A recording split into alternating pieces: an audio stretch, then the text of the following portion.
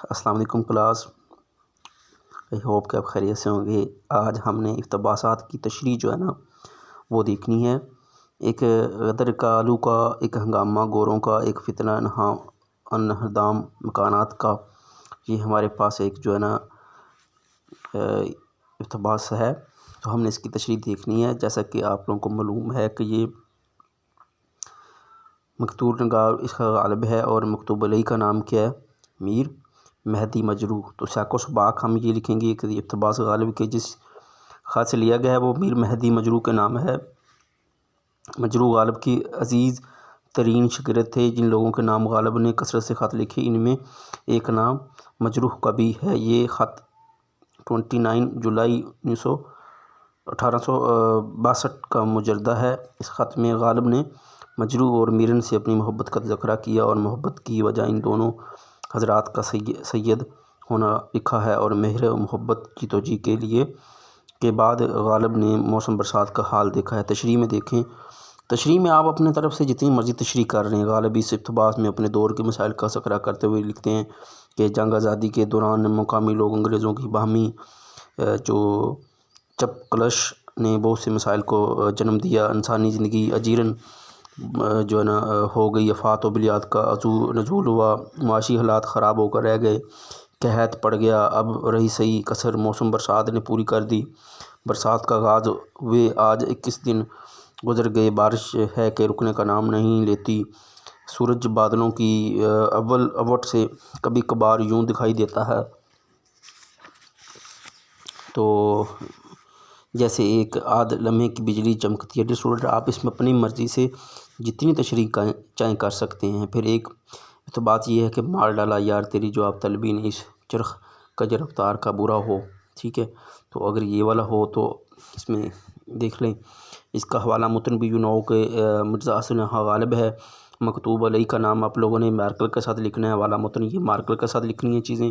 میر مہدی مجروح یہ آپ لوگوں نے پھر سیاق و سباق آپ لوگوں نے مارکر کے ساتھ ہیڈنگ دینی ہے، خوبصورت کر کے دیں گے تو ہی نمبر آئیں گے، نہیں تو نہیں آئیں گے۔ تو پھر غالب نے اس خط میں اپنے دوست میر مہدی مجروح سے اپنی بے سر و سامانی اور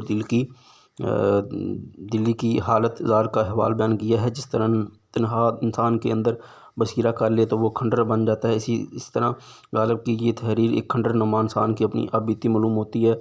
مرزا غالب نے اپنے غموں میں دو شہروں کے دکھوں کے شریک صبر رکھا ہے، آسمان سے زمین پر گرنے کی، یعنی کہ یہ 6 7 10 لائنوں 8 10 یہ 12 لائنوں پر آپ لوگ سیاق و سباق لکھیں گے، جس طرح آپ لوگ بی اے میں بھی لکھا ہے اور آپ لوگوں نے ایف اے میں اور میٹرک میں بھی آپ لوگ لکھتے ہیں۔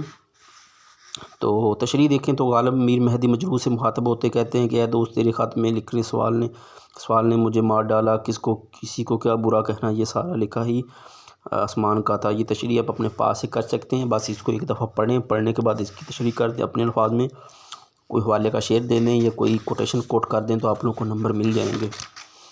تو اس میں ڈیئر اسٹوڈنٹ دیکھیں، ہمارے پاس تو مال کو دولت اور رتبہ تک نہیں، بس ایک آسرا تھا تو چند دوستوں کا جو ایک جگہ مل کر ہنس بولے لیتے تھے۔ جیسا کہ میر درد کا شعر ہے، اے آسمان تو ہمیں ہنسنے بولنے بھی نہیں دیکھ سکتا، تیرا دیکھنا ہی میرے لیے جو ہے نا وہ مصیبت کی عملی تصویر بن کر رہ گیا ہے۔ تم نے دیکھا کہ تمہیں خواہش میکس کی یاد ستار رہی ہے، تو اب اس کے جواب میں تمہیں کیا لکھوں؟ تم خود بھی ان محفلوں کو یاد کر کے آنسو بہاتے ہو، مجھے بھی تڑپاتے ہو، مجھے اس کے داداب میں خط و کتابت کرتے ہوئے، مگر کیا جائے کہ آنسو بہانے سے بھی زخمی دل کی پیاس نہیں بجھتی۔ میں مانتا ہوں کہ میرا جواب تمہارے بھی دکھ کی تلافی نہیں کر سکتا، مگر کوشش کر کے دیکھتا ہوں، شاید تمہارے درد کے ساتھ اپنا درد بیان کرنے کا سلیقہ آ جائے۔ غالب کو ہنسانے اور رلانے دونوں کا فن آتا ہے۔ نثر نگاری میں غالب کا یہ فن عروج پر نظر آتا ہے۔ سب سے بڑی بات تو یہ ہے کہ انہوں نے خطوط نویسی کو نیا رنگ روپ عطا کیا۔ انہوں نے القاب و اداب کا سہارا نہیں لیا، بڑی برجستگی سے اپنے مخاطب سے ہم کلام ہونے کی کوشش کی ہے۔ تو ان کے بہت سے خطوط بالکل مکالمے کے انداز پر لکھے ہوئے ہیں، یہ حد درجہ دلچسپ ہیں۔ ایسے خطوط میں انہوں نے اکثر القاب اور معلوم ہوتا ہے کہ وہ اشخاص آمنے سامنے بیٹھے ہوئے باتیں کر رہے ہیں۔ بعض اوقات ایک شخص کو خط لکھتے لکھتے کسی دوسرے شخص سے مخاطب ہو جاتے ہیں۔ مثلاً ایک خط میر مہدی مجروح کو لکھ رہے ہیں، پہلے میرن صاحب سے مخاطب ہو جاتے ہیں۔ میرن صاحب ان کے مشترک دوست تھے۔ اس خط کے مکالمے بڑے شوق ہیں۔ ان کے بہترین خطوط 3 اشخاص کے نام ہیں: منشی ہرگوپال تختہ، مہدی مجروح اور حاتم علی بیگ مہر۔ ان تینوں سے ان کی بڑی بے تکلفی تھی، ان سے کوئی راز نہیں چھپاتے تھے۔ انہیں خطوط کی بدولت انہیں اردو کا بہترین مکتوب نگار تصور کیا جاتا ہے۔ تو ڈیئر اسٹوڈنٹ، آپ لوگ دیکھ لیں کہ آپ لوگوں کے چیپٹر 4 کمپلیٹ ہو چکے ہیں۔ تو انشاءاللہ نیکسٹ ہم جو ہے نا چیپٹر 5 کو ڈسکس کریں گے۔ تب تک دعاؤں میں یاد رکھیں۔ اللہ حافظ۔ کوئی سوال ہو تو لازمی پوچھیں اور اچھے سے اس کو لکھیں، ایک دفعہ پڑھیں اور پوائنٹس کو ذہن میں رکھیں۔ ایک دفعہ سمجھ نہیں آتی تو 2-3 دفعہ لیکچر کو سنیں، انشاءاللہ لازمی سمجھ آ جائے گی اور کتاب پڑھنے کی ضرورت ہی نہیں پڑے گی آپ لوگوں کو۔ اللہ حافظ۔